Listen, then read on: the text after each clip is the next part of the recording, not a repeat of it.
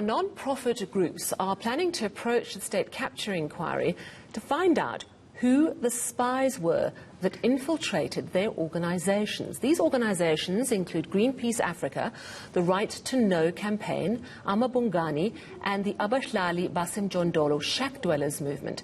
State security agency operatives apparently testified that these organizations had been infiltrated. The groups say they still don't know who the agents are, and they urgently want to find out. Govan Whittles reports.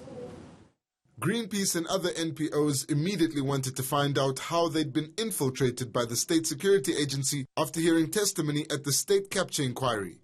The response from the Inspector General was that restrictions are placed on the disclosure of information in the possession of the Director General, and that the report we have requested is protected from disclosure. Now they're planning to go back to the Commission.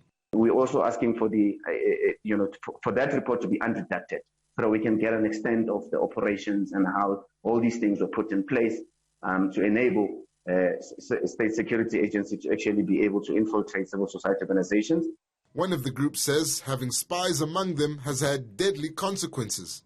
This infiltration as a movement as a whole, we have lost more than 18 comrades. And out of these 18 comrades, we only had justice only for 2 comrades. And we are still have questions why even the state itself does not take seriously when it comes on those cases. Their appeal for the Commission to intervene is about setting a precedent.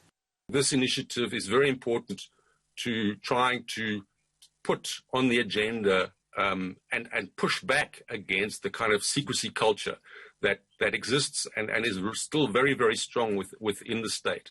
One analyst believes the NGOs are owed an apology. We should have seen phone calls being made by the Minister, by the Director General, saying we're very sorry that this has happened. It shouldn't have happened. The spying constituted a crime.